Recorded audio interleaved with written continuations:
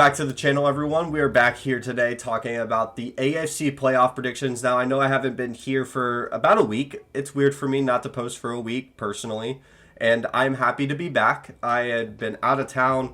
I had also gotten my ass kicked by Cedar being back in Central Texas for a little bit, so if you could tell, my nose is a little nasally right now, but fighting through. I just went through the entire NFL season in prep of doing these videos. There's going to be an NFC video. There's going to be a playoff and Super Bowl prediction video. I have a bunch of things planned. Trust me, I've been itching to sit in front of this microphone and talk to you guys. But we're going to be talking about the AFC right here. I went through every single playoff prediction, everything. Everything is predicted to the right of me right now. So I have the standings for the AFC. The top 7 are who we're going to talk about. So I'm going to go through every single team, kind of like my thought process on why they kind of are in the position that they are. I'm not going to go through every single matchup.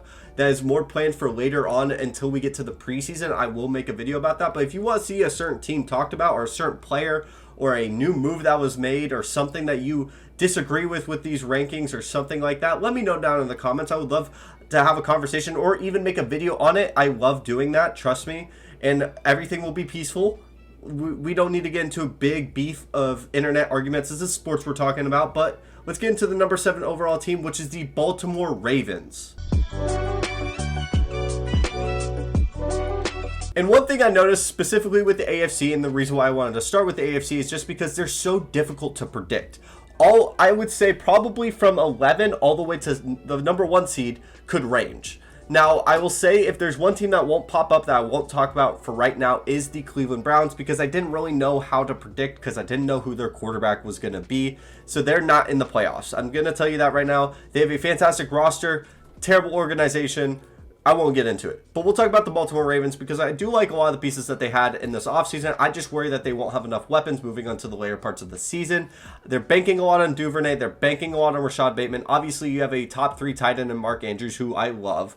Not to mention Lamar Jackson is a weapon of itself. And if that running back room stays healthy, this team could be really good, especially if J.K. Dobbins makes that next step, as long as he progresses from what his injury point was. And it's always tough for a running back to come back from an injury. I know ACLs, or it may have been a meniscus or an Achilles. Any lower leg injury can be really rough for a running back because they put so much pressure on it. But we're all going to bank that J.K. Dobbins comes back because he's an electric player in of itself. And I do think that this defense could be really good, especially with their secondary. Could be probably the best secondary in the NFL. Right behind probably the Packers, I would say. But I think this team is super good. I do worry that potentially they're not going to be as creative on offense or too Lamar dependent. And Lamar is still going to have to develop as a passer overall. Now, they were the number 1 overall seed before Lamar's injury, so there's a lot of hope for that. Now, this is a team that I really struggled to try to predict for, so I do have them in the playoffs. Now, I think the number 7 seed is a little underrated for my terms, but this is just how the dominoes fell. And I think this team could be really good. I made a whole video on them. So the next team, which is the Denver Broncos at the number 6 seed. Now, personally, this one hurts because my favorite quarterback in the NFL, Russell Wilson, is not a part of my Seattle Seahawks. I got a jersey in the closet to the left of me. It's not a fun time to talk about, but I can admit this Denver Broncos team is going to be really good. I do like their head coach. I think his name is Nathaniel Hackenberg or something like that. Nathaniel Hackett from the Packers. I think he's going to be really good for what Russell Wilson is really good at. Now, the problem is he does have moments where Russ has been inconsistent in Seattle. Now, you have to put a little bit onto the situation, and a lot of the things that he's been asked about. The offensive coordinator was a revolving door, and he had plenty of weapons, also a rotating door at the running back room with an inconsistent offensive line. Now he is going into a wide receiver room that is just as probably not as talented as Seattle's, but really talented overall. Jerry Jeudy, Cortland Sutton, a lot of other guys that are pretty good. They don't have Noah Fant anymore, but they have a good running back room, a couple guys that you can really like, and then their defense is pretty solid overall. Now, I do worry that their front 7 isn't as deep as we kind of hope. There's a lot of things that kind of fluctuate with this team, a lot of variables, but I do think they end up working out as the season progresses. I think this is a team that could potentially start off pretty slow, but get better over time. This is probably a team I want to make a whole video on and do a lot more research, so I'm not going to put my foot in my mouth. I just have them at the number 6. I think that this is how their ranking falls out. If you want to know what their records were, I had the Ravens at 11-6, and then I have the Broncos at 11-6. I do think that the top half is going to be very high in wins, and I think the bottom of the AFC and NFC are going to be really low in the win totals, just because of how talented the top half is.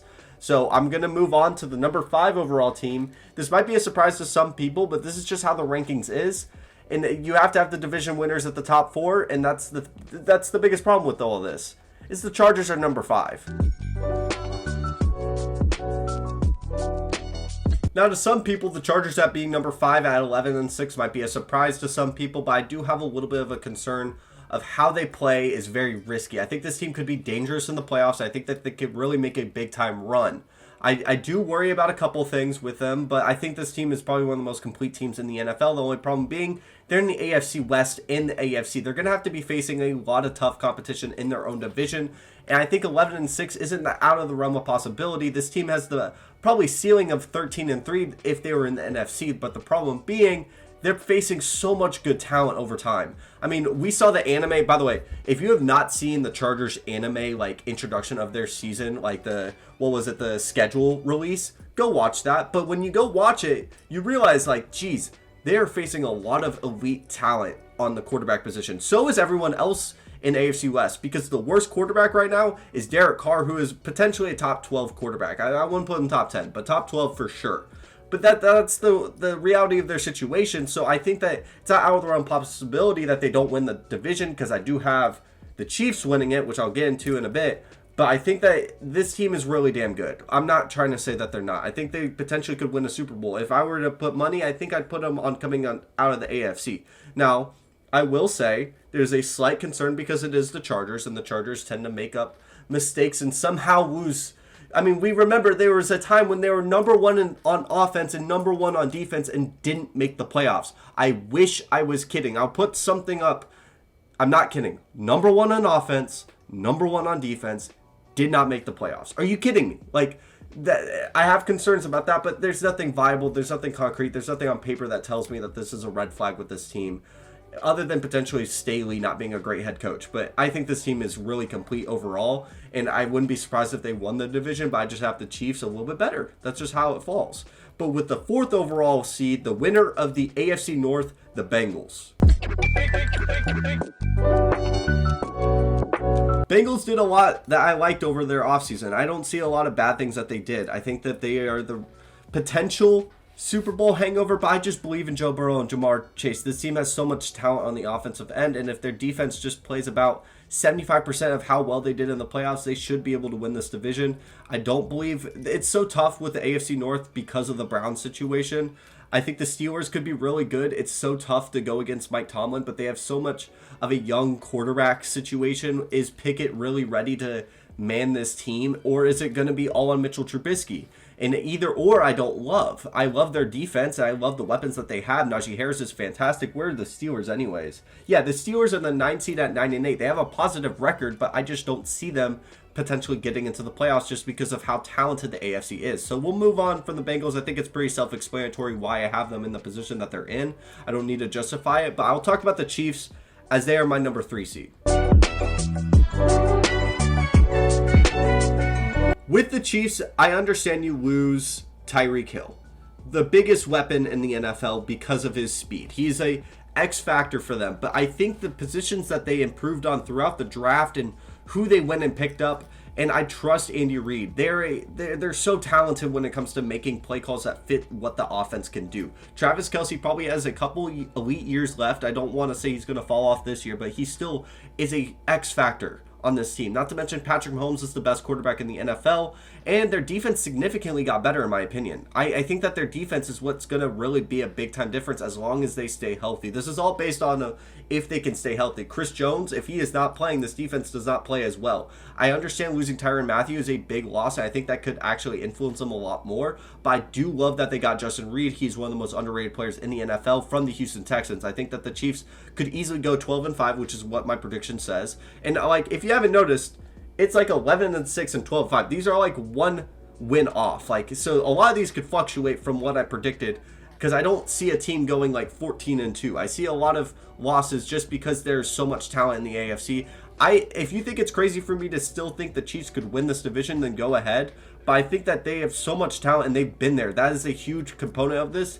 I don't think they're going to have the same slump that they had last year. I think that they're going to have the ability to consistently continue to make big plays. While a lot of teams are dealing with new head coaches and new offenses and new pieces, they're going to be able to come in and have relatively, like, they have a lot of new pieces, like just like everyone else, but they have the same consistent guys that have been there, have won the Super Bowl with them, and I trust that they can easily make a big time run and at least get to the number 3 seed. But let's talk about the number 2 seed, and I know Buffalo already hates me, but I got y'all at my number 2 seed right now.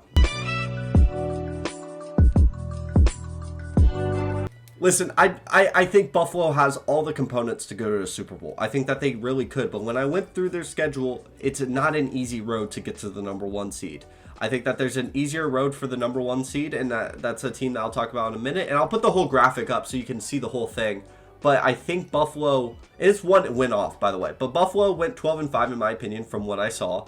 And I think that this team could be one of the most dominant statistical teams in the NFL. I believe that Josh Allen has a real case to win MVP. I think this defense is really damn good. The secondary is super good.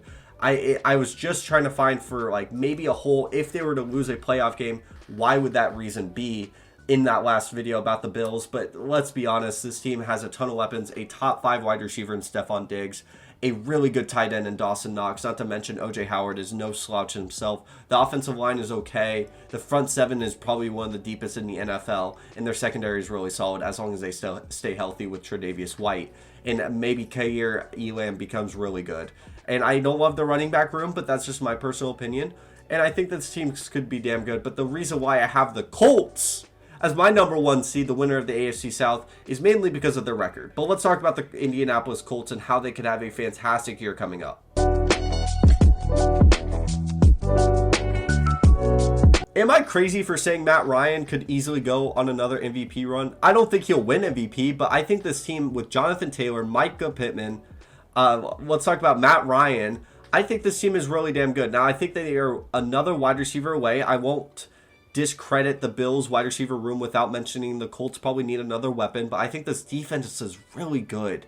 I think that this Colts team could easily go on a big time run. I think they could potentially go 5-1 in their own division, which is huge. I mean, looking at the divisional rankings, I have the Bills going 3-3, the Chiefs going 4-2, Bengals going 4-2, Chargers going 3-3. Like, a lot of divisional games is what makes a big difference with this. And this might be my hottest take, and I'm going to make a whole video on it, so I'm not going to spend a lot of time because we're getting later into the video right now. But I have them going 13-4, and I'll make a whole Colts video. This is probably my hottest take that I have right now, and it might change. I'm sitting on it, and I think the Bills could easily jump up there, but there's always a big story that happens in the NFL, and this is what I think the big story will be. I think that Jonathan Taylor is due to potentially go for 2K yards this year. I think Matt Ryan is still a really good quarterback in a good situation, and I think that they have a Super Bowl winning head coach that could easily make a big time run. So I'm going to put the graphic up, either left, right, in front of you, wherever. Let me know what you think. This is just a predictions video. I did a little bit of research on each team. If you want to see where your team landed or a video or anything, I'm back, guys. I want to make videos again all the time, and I love making y'all's ideas. And leave a sub. We are still on the road to 1,000 subs. I still think we could do it by the end of summer. All it takes is one big video to get there, guys. It really means a lot that y'all are watching my videos and growing. I see the growth all the time. Not to get all sentimental. This is my opinion, by the way. I'm not saying it's going to happen for fact. This is what I think is going to happen. Prediction videos are so difficult to make. So let me know what you think about my predictions and what are your predictions. Let me know down below. And thank you so much for watching. Have a wonderful day. Wear some sunscreen. It's hot out there. And have a great day.